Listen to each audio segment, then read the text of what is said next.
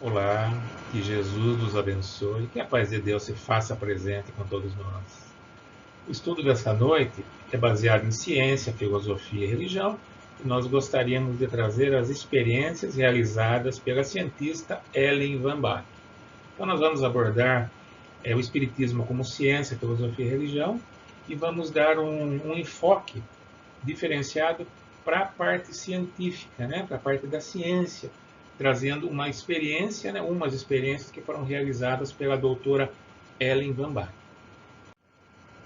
Vamos iniciar com um trecho, né, de Obras Póstumas, onde Kardec diz que o Espiritismo é filosofia com base científica e consequências religiosas. Então, para a gente entender, filosofia ao pé da letra, o que é? Amor ao saber. Então, filosofia a gente pode entender como sendo conhecimento, né? É o saber. Se nós formos pegar pelo modelo de Platão de conhecimento, ele diz que conhecimento são as crenças verdadeiras, ou seja, a gente tem um conjunto das verdades e um conjunto das crenças. Vamos entender que verdades são aquelas verdades inquestionáveis, né? A água do mar é salgada. E crenças são todas aquelas verdades que não são verdadeiras, mas que nós ainda continuamos, né, trazendo elas no nosso dia a dia. Por exemplo, quando o chinelo está virado, a mãe da gente morre, né? Vocês já ouviram falar isso? E quantas outras crenças que nós trazemos, né, no nosso dia a dia, que a gente sabe que não é verdade, mas a gente continua é, colocando elas no nosso dia a dia, né? Por exemplo, eu até hoje eu desviro meu chinelo, o chinelo de alguém, né, que esteja virado, eu vou lá e desviro. Olha que a minha mãe já desencarnou faz muitos anos, mas eu ainda continuo fazendo isso. Por quê? Ninguém sabe por quê, mas é uma crença que nós trazemos e tantas outras que continuam no nosso dia a dia. Então, Platão ele dizia que quando você coloca uma crença que é verdadeira, ou seja, você comprova e justifica segundo as informações de Aristóteles, isso daí é conhecimento. Então nós já começamos a entender que quando os espíritos colocaram o espiritismo como uma filosofia, ele já quis dizer que seria um conhecimento que está baseado em crenças verdadeiras, comprovadas e justificadas. Daí ele colocou mais ainda base científica, ou seja, existe um porquê, certo? Existe um porquê dessas coisas acontecerem. E consequências religiosas. O que será que seriam essas consequências religiosas? Seria uma religação com o Criador? Então, no decorrer desse estudo, nós vamos falar um pouquinho sobre filosofia, um pouquinho sobre religião e um pocão sobre ciência, que no nosso caso de hoje a gente vai dar um enfoque maior nessa parte científica.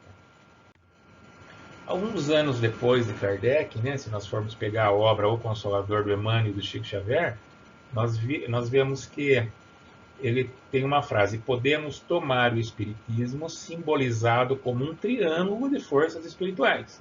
Certo? Ele já colocou um triângulo de forças espirituais. A ciência e a filosofia vinculam à Terra essa figura simbólica, porém a religião é o ângulo divino que a liga ao céu. Então, nesse triângulo, ele já colocou a parte de baixo, as bases, na Terra. Então, ele diz que a filosofia indaga e a ciência explica. E a religião, que seria a parte superior que nos liga ao céu, a religião sublima. Então, é muito interessante, né? Então, a ciência, a filosofia e a religião, nós já vimos lá em Kardec, e nós já estamos aqui com Chico e Emmanuel, e nós estamos no nosso dia a dia procurando entender tudo isso que eles falaram e como que nós trazemos isso para a doutrina espírita, né? Dando assim uma realidade nesse triângulo. Então nós vamos começar falando um pouquinho sobre a filosofia. Será que a filosofia realmente ela se enquadra no espiritismo? Será que o espiritismo é realmente esse saber, esse amor ao saber que a filosofia nos traz assim, numa maneira assim brilhosa, né? Porque a filosofia brilha as nossas vidas, ela nos mostra as coisas que até então nós desconhecíamos. Eu gosto muito de falar, quando está falando em filosofia, de um conto do Maurício Abdala chamado Uma Janela para a Filosofia. Eu acho que esse conto ele mostra bem o que a filosofia representa, né, nas nossas vidas e, consequentemente, o que o espiritismo representa para a filosofia. Porque quando é colocado naquele triângulo uma daquelas vértices a filosofia, ela aponta ao espiritismo. Então, o Maurício Abdala, ele fala que um jovem, nesse conto, né, um jovem, ele queria muito aprender filosofia, então ele foi procurar um mestre. Ele descobriu que no alto de um morro lá da cidade onde ele morava, tinha um mestre de filosofia, um senhor já de uma certa idade, que conhecia muito sobre filosofia e que gostava muito de ensinar. Então ele subiu o morro lá, bateu na porta, o senhorzinho sábio atendeu, pois não, ele falou, o senhor que é um sábio da filosofia, um mestre da filosofia, eu gostaria que o senhor me ensinasse filosofia. O sábio olhou para ele e falou, olha, eu não sou nada disso. Se eu falasse que eu sou isso, eu já não seria de filosofia. Né? Não entenderia nada de filosofia. Mas eu gosto de filosofia, eu estudei filosofia e eu posso te ensinar se você quiser. Você entra aí. O menino ia entrar, o menino estava com um caderno embaixo do braço, daí o sábio falou, não, só que comigo você não vai anotar nada, deixa o caderno aí fora, nem entra com o caderno. Tá bom. Ele entrou, era uma sala grande onde eles estavam, tinha uma estante com muitos livros na sala, tinha uma mesinha de um lado e um banquinho do outro. E o sábio falou pro aluno, né, pro mocinho lá, senta nesse banquinho que você já vai aprender filosofia. O rapazinho sentou no banquinho, o sábio foi fazer os seus afazeres na mesa dele lá, e o rapazinho ficava olhando as estantes, os livros, a janela. Em determinado momento ele levantou para pegar um livro na estante, e o sábio falou, não, você não pode pegar livro nenhum. Se eu quisesse que você aprendesse filosofia pelos livros, eu te indicava uma dúzia deles e você compraria e ia aprender sozinho na sua casa. Aqui você vai aprender filosofia de uma outra forma. Senta no seu banquinho. Ele foi, sentou no banquinho, ficou, viu que tinha uma janela, que essa janela dava para uma área externa, ele tentou reconhecer a área externa, ele não conseguiu. Ele escutava muitos barulhos, muitos burburinhos, né, na parte de fora, barulho de água, barulhos diferenciados. Ele tentava ver se ele descobria o que era, ele não conseguia. Mas ele ficava olhando para as estantes, olhando para o sábio, olhando para a janela, e o tempo foi passando. Ele começou a ficar incomodado, né, porque não tinha o que fazer. Olhava para um lado, olhava para o outro. No final da tarde, o sábio chegou para ele e falou, olha, por hoje já está bom, você vai para sua casa, amanhã cedo você volta, mas volta bem cedo, para continuar os estudos. E ele fez isso. No dia seguinte ele voltou cedo, mesma coisa, o sábio falou, senta no banquinho e vai continuar estudando filosofia. O rapaz sentou no banquinho e olhava para um lado, olhava para o outro, olhava para o lado, olhava para o outro, olhava para a janela, procurava entender o que estava acontecendo, percebia que parece que estava chovendo, ele percebia águas brancas, ele percebia como se fossem árvores, barulho de pássaros, barulho de gente falando. Ele tentava descobrir, ele não conseguia, ele olhava para a estante, ele olhava para o outro lado.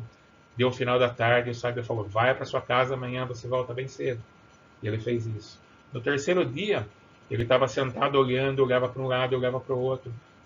Logo depois do almoço, deu um desespero nele, ele pegou aquele banquinho, atirou na janela, moeu o vidro, foi correndo e foi olhar o que tinha do outro lado. Quando ele olhou para o outro lado, ele viu que tudo aquilo que ele estava imaginando era totalmente diferente do que a realidade que a natureza lhe proporcionava e lhe mostrava, né? Que o mundo lhe proporcionava e lhe mostrava, que o universo lhe proporcionava e lhe mostrava. Então ele viu que ele estava fazendo ideias erradas das coisas reais que existiam. Nisso, o sábio chegou para ele e falou, pronto, você já aprendeu filosofia, você já está diplomado. Isso é filosofia. É quando você rompe as janelas e vai descobrir a realidade das coisas. E você vê que a sua realidade interna é completamente diferente da realidade que existe e que o universo mostra para você. Pode ir para sua casa, já está diplomado, mas volta amanhã para consertar a minha janela. Então, dessa forma, eu consigo interpretar que a filosofia nada mais é do que essa janela que nos mostra um universo, né? Que muitas vezes é completamente diferente daquele que nós criamos dentro de nós. Então, o Espiritismo nada mais é do que isso, é uma janela que se abre mostrando para nós que existem outras vidas, né? Que existem outras dimensões, que o mundo é muito maior do que aquilo que nós imaginávamos que ele era. Então, a filosofia e o Espiritismo andam juntos. A parte da religião, quando a gente fala ciência, filosofia e religião, voltada para o céu do Triângulo do Emmanuel, né? Nada mais é do que uma religação é a religação com o nosso Criador, é quando Criador e criatura se revêem, né? Muitos dizem que as religiões elas separam os seres, e realmente, se a gente for analisar, né? As religiões separam, né? Um pouquinho vai para essa, um pouquinho vai para essa, um pouquinho vai para aquela. Mas por que é que isso acontece? Porque cada um de nós está num momento evolutivo e nós precisamos de respostas que talvez uma ou outra não consiga nos dar.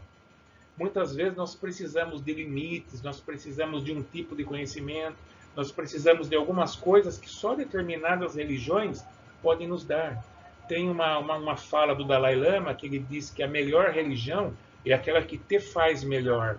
Então, em determinados momentos das nossas vidas, nós precisamos de algumas religiões, né? Das nossas vidas, que eu digo, são em várias vidas. Quantas outras religiões, né, nós já professamos, nós já frequentamos, nós já estudamos no decorrer das nossas existências e agora nós estamos na doutrina espírita. Então, na realidade, essa separação é necessária, mas existe uma fala que ela é muito envolvente. Essa fala diz que o que nos une é muito maior do que o que nos separa. Então, essa é a nossa realidade. Essa separação ela é necessária para o nosso próprio aprendizado, para o momento que nós estamos vivendo, para depois nós entendermos que aquela força que nos une é muito maior, que na realidade a religião ela é só um passo para nós descobrirmos a nossa religiosidade, que essa religiosidade sim vai nos religar ao nosso Criador. Então a parte de religião do Espiritismo é isso. É aquele momento onde nós estamos aprendendo as coisas que nós precisamos aprender com o potencial que nós temos hoje, com as condições que nós temos hoje, né? No nosso próprio desenvolvimento evolutivo, no nosso próprio momento evolutivo.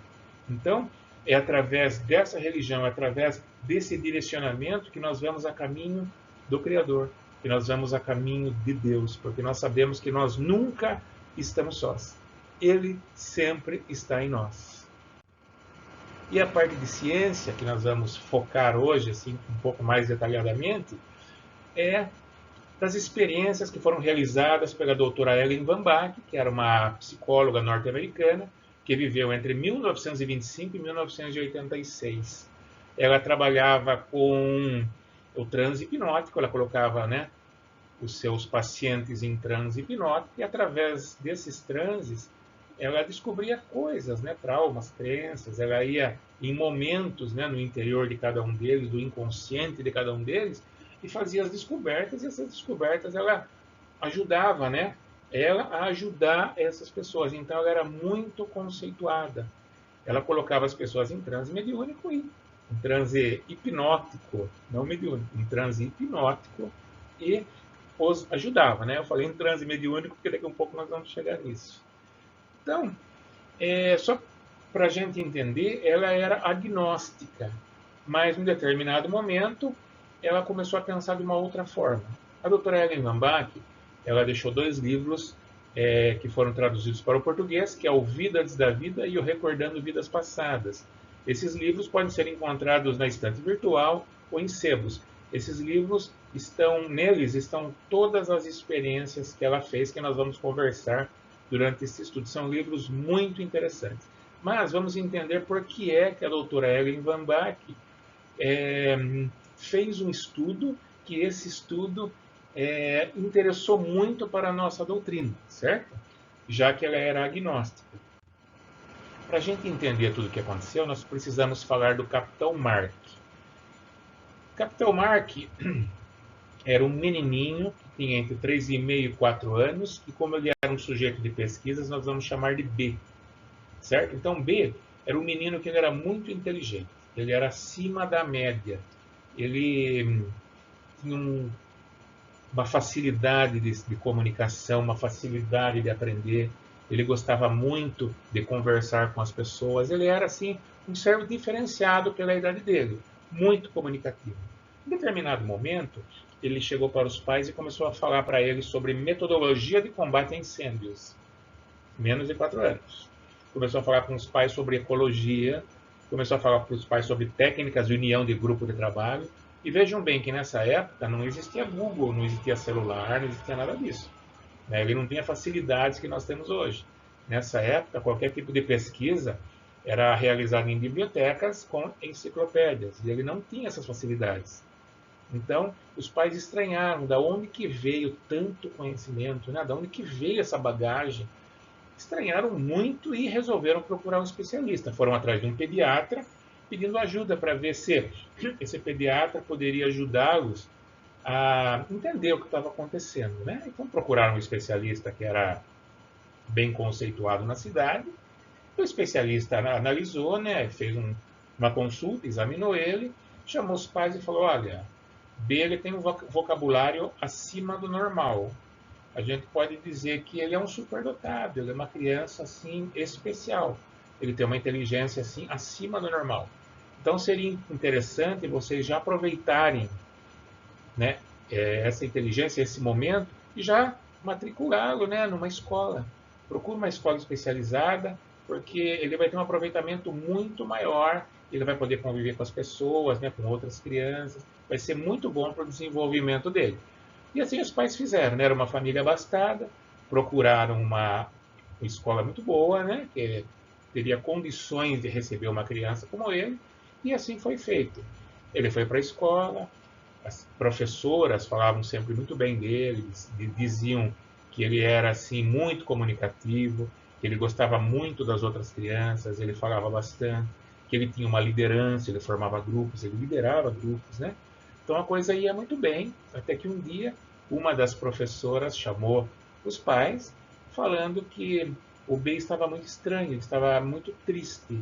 Inclusive ele falava que estava triste, só que ele não queria se abrir. Ele não dizia por que é que ele estava triste.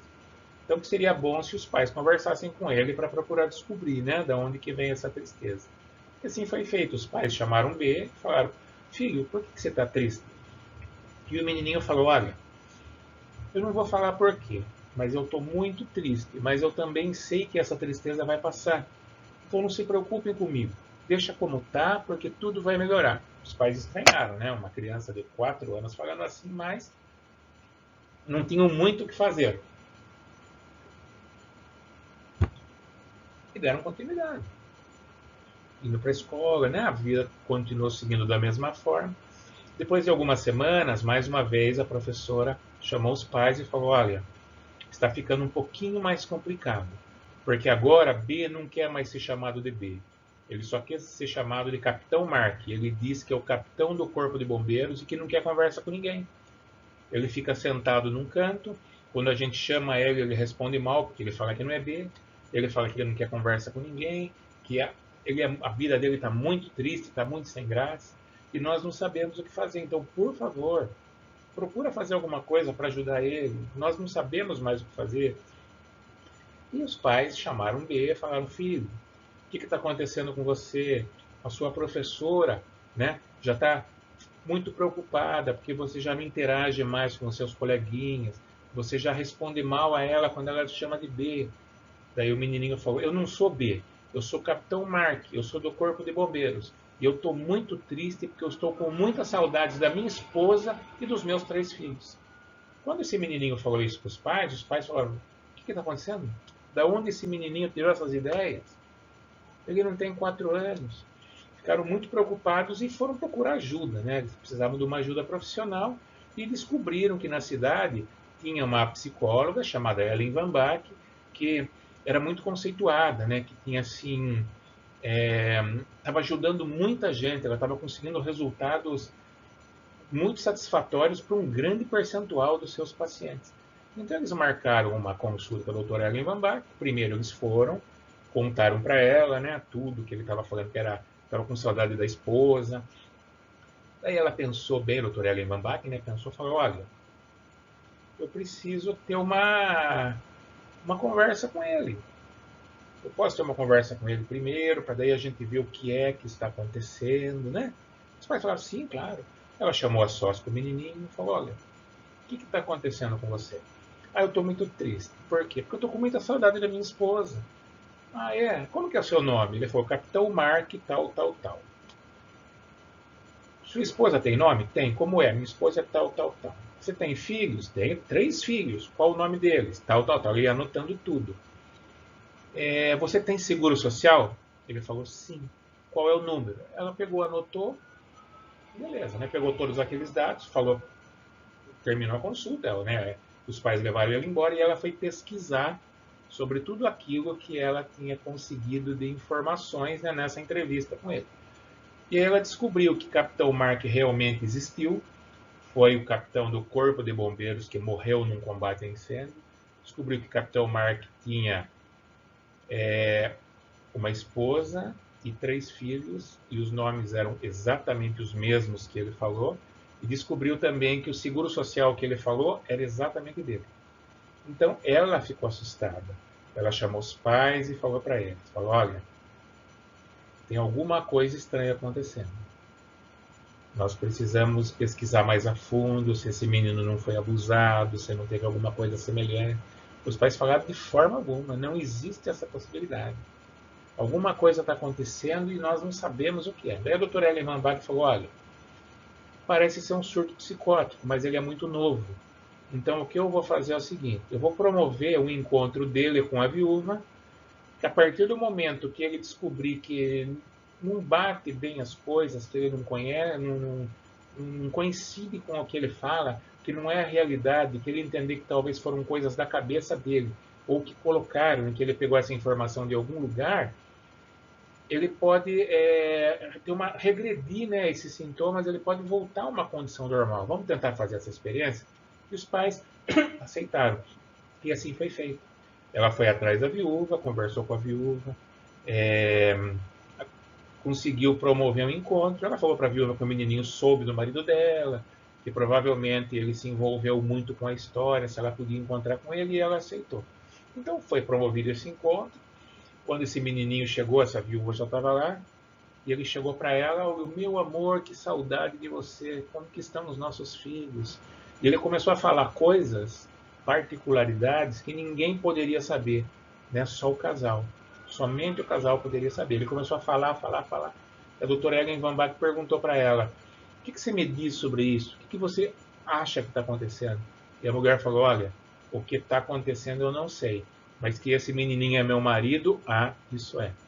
Então, nesse caso, a doutora Ellen Van Bach, ela já tomou um impacto, né, com toda essa situação. Só para a gente terminar essa história, ela continua fazendo acompanhamento desse menininho, e esse menininho, depois que ele ultrapassou os 4 para 5 anos, ele foi esquecendo, né?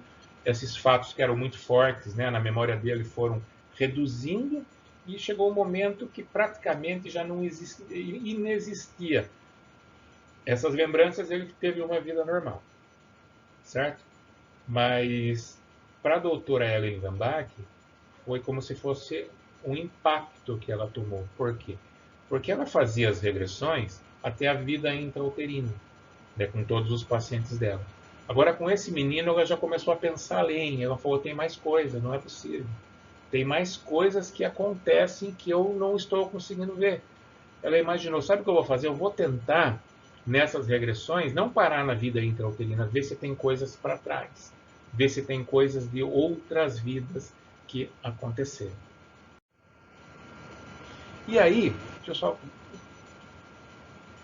Aí, ela começou a recolher pessoas, né, para fazer essas experiências, e aqueles 2 livros que eu apontei anteriormente foram exatamente onde ela relata todas essas experiências. Então ela fez 1.100 relatórios de regressão. Como que ela fazia? Ela colocava essas pessoas na casa dela, no apartamento dela, ela relata bem isso, né, nessas obras, desses 2 livros. Ela encheu de colchonete, né, o chão da sala, da cozinha, do quarto. Ela colocava todo mundo deitado. Imagina que ela tem 1.100 casos relatados. Imagina quanto tempo ela demorou para fazer tudo isso. Então ela colocava essas pessoas deitadas, colocava todo mundo em transe hipnótico e ela começava um por um, a regredir a pessoa. Vamos lá, onde você está? Eu estou tô na barriga da minha mãe, por exemplo. Ela falou, não, vai antes. Vê se você consegue ver alguma coisa antes. E a pessoa, sim, eu consigo. Eu já estou em algum lugar. Onde você está? Eu estou numa lanchonete. Que legal. Como que é essa lanchonete? A pessoa ia falando, ela ia anotando. Você vê algum jornal, alguma revista? Sim. Pegue a revista. A pessoa pegava. Veja a data para mim. A pessoa via a data. Leia para mim uma notícia do jornal. A pessoa lia, ela anotava. Tem algum quadro nas paredes? Tem. Como é? Ela anotava. Você tem algum dinheiro no bolso? Tenho. Pegue, fale para mim, descreva. E a pessoa descrevia. E assim, ela foi fazendo relatórios, né, de cada paciente, e depois que essa pessoa ia embora, ela ia pesquisar para ver se aquilo realmente procedia. A mesma coisa que ela fez no caso do Capitão Mark, quando ele falou o nome da esposa, dos filhos, ela foi pesquisar para ver se existiam. Nesses casos dos 1.100, né, pacientes, sujeitos de pesquisa, melhor dizendo, que ela realizou os estudos, ela fazia a mesma coisa. Então ela pesquisava, relatava, aí ela ia atrás para ver se realmente aquilo existia.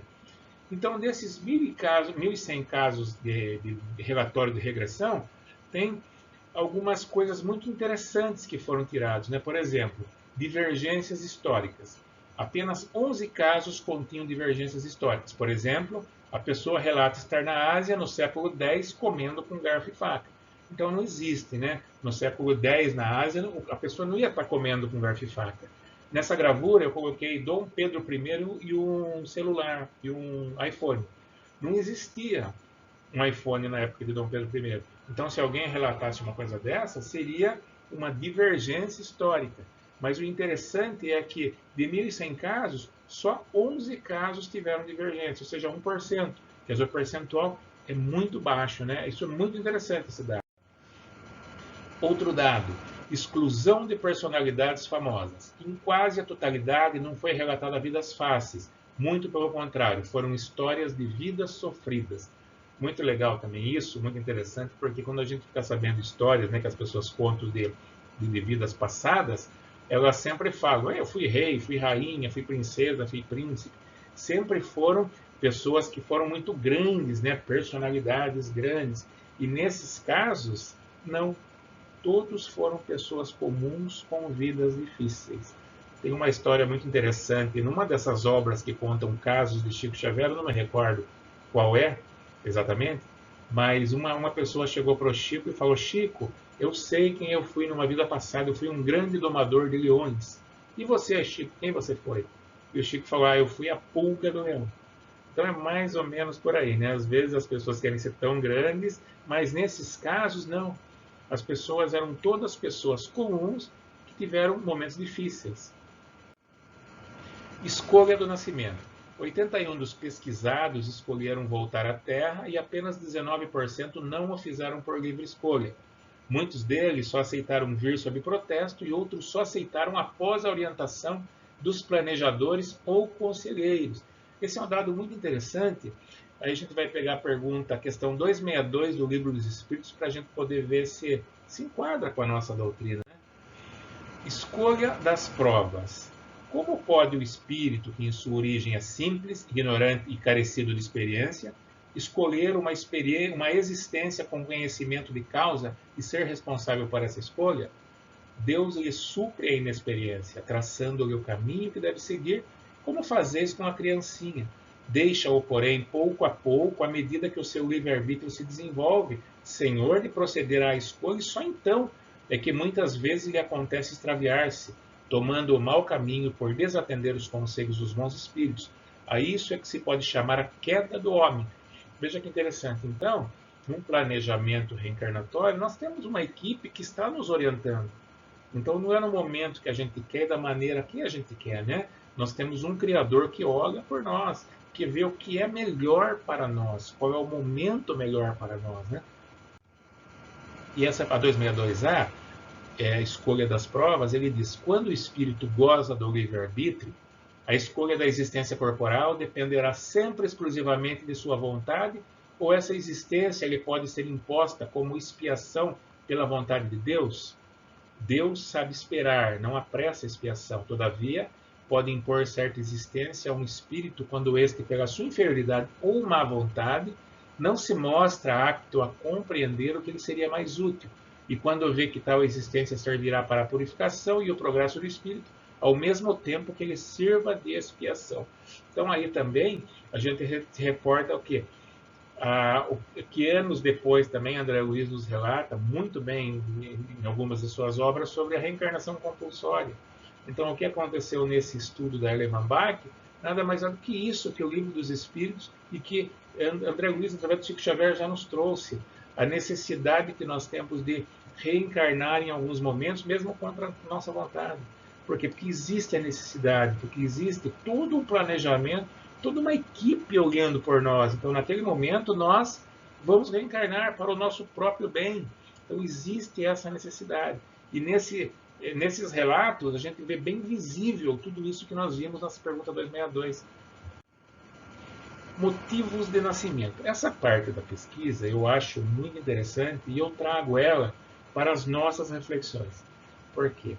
Porque foi feito em momentos de desdobramento, onde a pessoa estava fora do corpo físico, e que ela nos diz por que é que ela reencarnou. Por que é que ela veio para o plano físico. Então vamos tentar entender que esses motivos são nossos, não são só delas. E que o nosso inconsciente possivelmente traz essas informações. Então, vamos trazer para a nossa realidade e para o nosso bem-estar de que, se nós temos essas informações, nós podemos colocar em prática para nós aproveitarmos a nossa experiência nesse plano carnal. Então, o que a gente vai fazer? A gente vai analisar ponto a ponto o que é que nós estamos fazendo em relação a isso, né, em relação a essas queixas ou a esses relatos, e ver se nós podemos melhorar a nossa própria vida. Por exemplo, um dos motivos de nascimento era terminar tarefas inconcluídas. Vamos trazer isso para o nosso dia a dia. Como é que nós estamos, né, nas conclusões das nossas tarefas? Nós temos facilidades de encerrar, concluir nossas tarefas?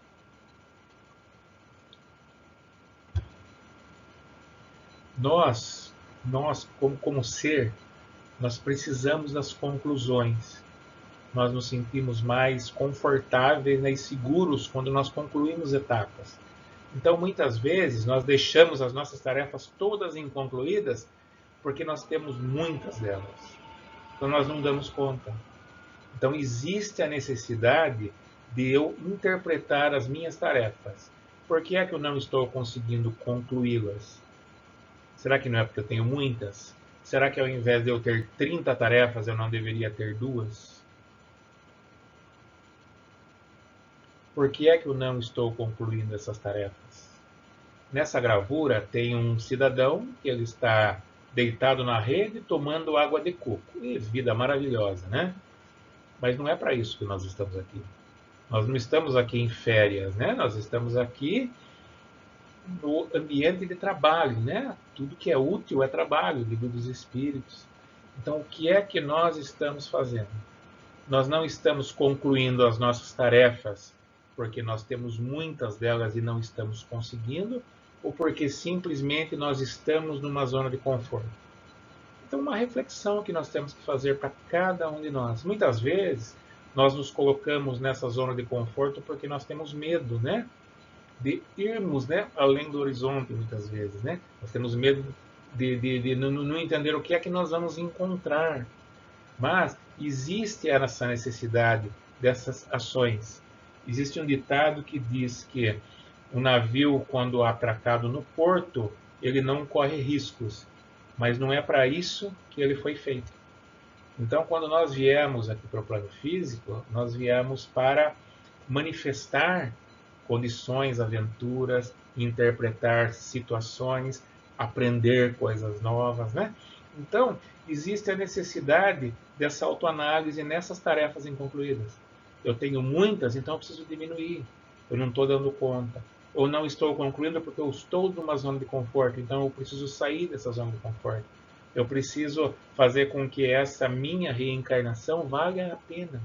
Né? Joana de Ângeles nos diz para a gente tentar fazer 2 em uma, ou seja, aproveitando todas as oportunidades que nós temos, e nós temos inúmeras oportunidades. O que nós precisamos é confiar mais em nós mesmos, fazer essa autoanálise, né? O que é que está acontecendo comigo? Se eu tenho dificuldade de fazer essa autoanálise, eu posso pedir ajuda. Né? As casas espíritas, elas apresentam, né? Elas oferecem o atendimento fraterno, que nos ajuda em muitas dessas coisas, principalmente nas visões, né? O atendimento fraterno ele nos ajuda a olhar de pontos de vistas diferentes. Então, seria muito interessante, né, nessa autoanálise a gente ver o que é que está acontecendo com a gente. Uma outra coisa, corrigir erros cometidos. Mais uma vez, vamos parar para o nosso eu. Quantos erros eu posso corrigir agora e não estou fazendo isso? A gente foi lá pegar do céu e inferno sobre arrependimento, expiação e reparação, né? Que são para a remissão do espírito, são os 3 passos. Eu me arrependo, eu expio e eu reparo. O que é que falta para eu corrigir alguns erros que eu sei que eu fiz? O que é que falta para eu colocar o perdão dentro do meu eu, seja eu pedindo perdão ou eu aceitando o perdão? O que é que falta para eu fazer isso? Sempre que a gente fala em perdão, a gente pensa em um fardo muito pesado. Então, quando eu perdoo, eu me liberto desse fardo pesado. Quando eu perdoo, eu estou ajudando a mim, né? Eu estou me libertando daquele ser. Não estou fazendo aquele ser se libertar de mim, não. Sou eu que estou me libertando dele. Muitas vezes eu sofro por coisas que me aconteceram há décadas atrás. Mas eu continuo sofrendo ainda pelo mesmo motivo. Então isso não é assim um ato muito inteligente da minha parte. Por que eu quero sofrer? Se eu posso simplesmente plantar a sementinha do perdão e ir me libertando. Isso quer dizer que eu já vou amar aquela pessoa? Não. Mas eu já começo a me libertar de ideias de vingança. Então aquele cordão, né, preso, endurecido, ele começa a se afrouxar. E eu começo a me libertar. Então eu consigo começar a corrigir os meus erros. E dessa forma eu já começo a utilizar, né, esses ensinamentos dessa experiência da doutora Ellen Van Bach para eu aplicar no meu dia a dia. Despertar capacidades e desenvolver-se interiormente e espiritualmente. Quantas capacidades nós temos que estão adormecidas dentro de nós, né?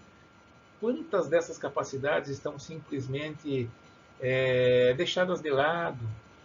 Muitas vezes nós estamos destinando o nosso tempo às coisas que não vão nos trazer um benefício, né? Eu gosto de trazer essa tabelinha. Por exemplo, nós temos 8 horas onde nós descansamos o nosso corpo físico. Nós temos mais 10 horas que nós destinamos ao nosso trabalho, né? Para a nossa captação de verba, para poder viver no mundo físico. Só que o nosso dia tem 24 horas, sobrando 6. O que é que eu faço com essas 6 horas? Será que eu estou indo atrás das coisas que podem me ajudar? Ou estou indo atrás das coisas que podem me prejudicar? O que é que eu faço com o tempo que eu tenho e posso destiná-lo até mim? Né? Até para o meu bem-estar, para o meu conhecimento. O que é que eu estou fazendo com esse tempo livre? Eu estou usando ele para mim ou contra mim? Certo? Então, existe essa necessidade de eu despertar essas capacidades que estão dentro de mim mesmo, e muitas vezes eu não estou nem olhando para elas. Muitas vezes eu me coloco num tamanho pequeno, isso não é para mim, eu não vou conseguir. Mas eu, na realidade, eu posso e eu consigo, porque eu sou muito grande. Todos nós, né? Todos nós somos criaturas de um Criador perfeito, que nos colocou condições de conquistarmos tudo aquilo que nós quisermos. Todos os nossos sonhos, eles podem ser alcançados, desde que nós consigamos e aprendamos, né?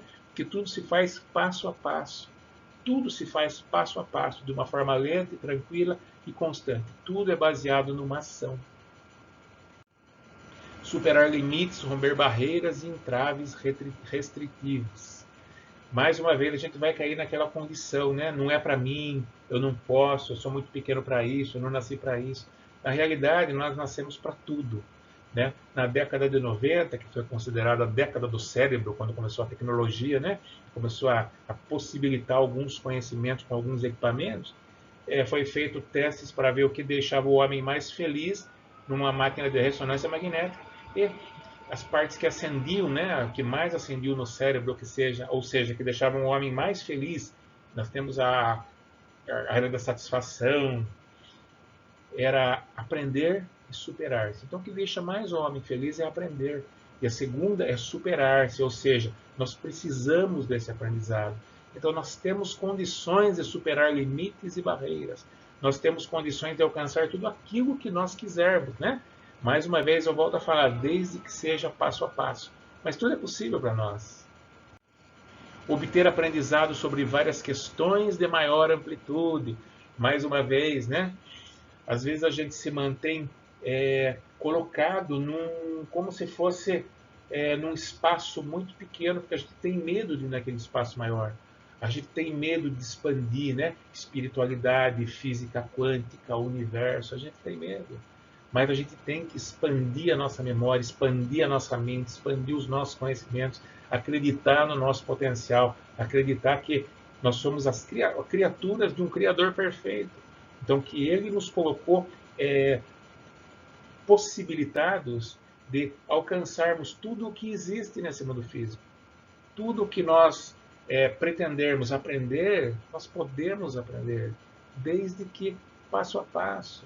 Tudo que nós quisermos compreender, projetar, criar, nós podemos, desde que seja passo a passo, sempre com critério. Mas nós temos inúmeras possibilidades, nós temos inúmeras condições, nós temos uma inteligência enorme, nós somos seres perfeitos. Aprender a amar sem posses e apegos, esse é um dos pontos mais críticos, né? Os diferentes tipos de amor, de acordo com os gregos, tem aqui o mania, afeto obsessivo, de muitos altos e baixos, muito possessivo e ciumento. Então, muitos de nós ainda nos encontramos nesse tipo de amor, certo? A gente está mais preocupado com o que aquela pessoa faz de bem para mim, como se eu fosse um objeto, como se o outro fosse um objeto, né? E na realidade, nós somos todos seres que estamos aqui para vivermos juntos, né? Em comunhão, em comunidade, nos ajudando. Quando a gente se une a uma pessoa, na realidade nós estamos nos unindo para que um ajude o outro a crescer em todos os aspectos possíveis. Então nós precisamos chegar nesse amor ágape, que é o amor altruísta e incondicional. Então a nossa luta é para esse amor incondicional. Então essa reflexão, será que nós estamos sendo muito egoístas? Se nós estamos, vamos repensar isso, né? Vamos pensar que o outro é um ser como nós, que tem todos os sentimentos possíveis, e que nós estamos aqui para viver juntos e crescer juntos, principalmente, em todos os sentidos possíveis. Superar o medo. Quanto será que o medo pode nos estacionar, né? Nos manter paralisados? Aqui estão as emoções básicas, né? E o medo ele encontra receio, ansiedade, desespero, pânico, terror. Até quando esse medo me atrapalha? O medo ele é muito importante, ele nos coloca em segurança. Só que quando ele começa a ser exagerado, assim como tudo, ele simplesmente bloqueia a nossa vida, ele nos paralisa. Então, às vezes, nós precisamos de ajuda, né? Mais uma vez eu falo nas casas espíritas, onde tem o atendimento fraterno, que eles ajudam muito a gente nesse sentido, a ter outras visões. Então, o medo ele é importante, mas quando ele começa a me atrapalhar e me paralisar, eu preciso me desvencilhar, né, desse excesso de medo. E muitos deles vieram para superar o medo. Será que nós também não estamos aqui para isso? Será que esse não é o momento, né? Exatamente agora é o momento da gente enxergar que esse medo está nos atrapalhando e buscar maneiras de que esse medo, de repente, ele comece a diminuir para que eu possa fazer com que a minha vida deslanche. Aprender humildade, uma outra coisa, motivo de nascimento. Aqui nessa gravura tem o mesmo homem de dois tamanhos. Como será que nós nos enxergamos perante os outros, né? Muitas vezes nós nos colocamos de acordo com a pessoa que está interagindo com a gente. Às vezes a gente se coloca pequenininho, às vezes a gente se coloca grandão. Mas todos nós temos os mesmos tamanhos. Nós estamos aqui numa experiência para nós evoluirmos espiritualmente, né? E os nossos cargos físicos são todos passageiros. E muitas vezes nós estamos, né, inseridos nele justamente para nós aprendermos essa humildade, que às vezes nós temos dificuldade, certo? Então, na realidade, todos nós somos iguais. Não existe melhor ou pior, maior ou menor. Todos nós somos exatamente iguais, estamos aqui no aprendizado, para um olhar pelo outro, né? Então, aquele que tem mais condições tem que olhar pelo que tem menos condições, né? Assim como entre o homem e o animal, né? O homem ele tem condição de cuidar do animal, o animal não tem condição de cuidar do homem, e mesmo assim ele cuida, né? Muitas vezes nós vemos aí Então, é só para a gente ter uma noção de que sempre o maior tem que cuidar do menor. E que a gente não pode se colocar numa posição de maior para humilhar ninguém ou para se sentir, né, maior que ninguém, porque somos todos iguais, estamos todos juntos, né, numa mesma jornada. Amar mãe e irmãos, aí a gente cai naquela parte familiar, por que será que eu fui inserido nessa família? Será que foi à toa? Será que meu pai, a minha mãe têm alguma relação comigo em vidas passadas? Será que os meus irmãos têm alguma relação comigo em vidas passadas? Sim, né? Nós sabemos que nós estamos inseridos numa família, ou seja, um lar que nada mais é do que uma escola, para nós aprendermos uma lição. Então, este é o momento onde a gente olha para todos aqueles que convivem conosco, né? No nosso, na nossa família, no nosso seio familiar, e todos aqueles que nós temos, o que nós entendemos como sendo problemas, são aqueles que nós temos que olhar de uma maneira assim mais amorosa, porque com certeza nós temos histórias, né, para serem contadas de uma maneira um pouco melhor. Escolha da época, isso aqui também é bem interessante. 51% escolheram nascer na segunda metade do século XX porque a Terra passaria por transformações e elevações nos níveis de consciência. Vamos pegar para nós, né? Nós estamos no século XXI, ano 2021, e vivemos praticamente há um ano dentro de uma pandemia do coronavírus. O que será que isso trouxe para nós? Será que trouxe algum aprendizado? Será que nós mudamos em algum sentido as nossas vidas? Por que será que nós estamos aqui neste momento? Com certeza nós já fizemos esse planejamento, nós já sabíamos que nós passaríamos por isso. Então, na realidade, nós temos que aproveitar essa oportunidade.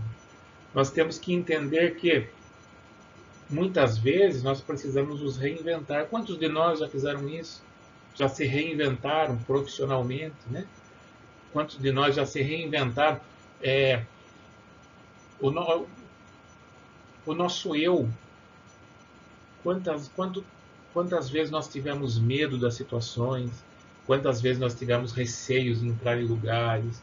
Quantas vezes nós tivemos medos, né, de perdermos entes queridos ou até de nós nos contaminarmos e acabarmos deixando a vida física, deixando muitas coisas incompletas, né? Quantos de nós, nessa altura do campeonato, já fomos infectados e já nos libertamos, né?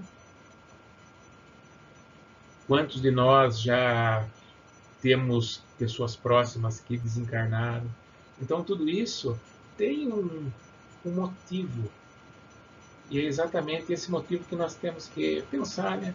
Nós temos que analisar o que é que nós temos que levar de aprendizado com essa situação. Porque, com certeza, no nosso planejamento, nós tínhamos levado isso em consideração. Escolha do sexo, uma outra coisa interessante, 24% não haviam escolhido, 76% diziam que o sexo era importante para as tarefas que viriam realizar, e 33,3% escolheram vir como mulheres pelo desejo de ter filhos. Mas é muito interessante, eu só trouxe uma parte da Revista Espírita de 1866, quando ele fala que o espírito não tem sexo como o da organização física, pois o corpo espiritual não possui os mecanismos de fecundação para a reprodução em si mesmo. Os espíritos só Deus cria. O sexo só existe no organismo físico, são necessários a reprodução dos espíritos dos seres materiais, mas os espíritos, sendo criação de Deus, não se reproduzem uns pelos outros, razão porque os sexos seriam inúteis no mundo espiritual. Eu só trouxe isso para essa parte da Revista Espírita para nós recapitularmos, né? Rememorarmos, relembrarmos que o espírito não tem sexo e que muitas vezes nós ficamos com ideias preconceituosas que acabam interferindo em vidas, né? Nas nossas e em outras vidas. E o espírito não tem sexo.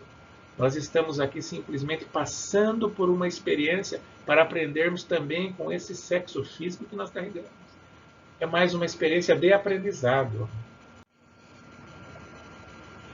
Escolha de parentes e amigos. Bambach queria saber se parentes e amigos tinham vínculos de vidas passadas. 87% responderam que sim, 13% disseram que não ou não sabiam. Então, mais uma vez, né? A família, nós estamos inseridos com pessoas que nos trazem algum tipo de aprendizado. Eu coloquei a foto do cunhadão abrindo a geladeira e pegando tudo que interessa a ele. Por que que nós estamos inseridos com essas pessoas? Porque nós temos aprendizado, né? Muitas vezes, não veio da minha família, mas alguém da minha família se consorciou com uma pessoa que trouxe para cá. Então eu tenho aprendizado com essa pessoa. E mais uma vez nós vamos aproveitar a experiência do Dr. Ellen Van Bach para quê? Para aprender com o aprendizado dela. Entrada da alma no corpo, 750 casos analisados, 89% disseram que não se tornaram parte do feto, apenas após 6 meses de gestação, porém tinham plena consciência dos sentimentos da mãe. 33% afirmaram que se uniram ao feto durante o processo do parto ou pouco antes. Assim, considerou que após 6 meses a interação espírito-matéria era maior. Vamos lá para o livro dos Espíritos 344. Em que momento a alma se une ao corpo?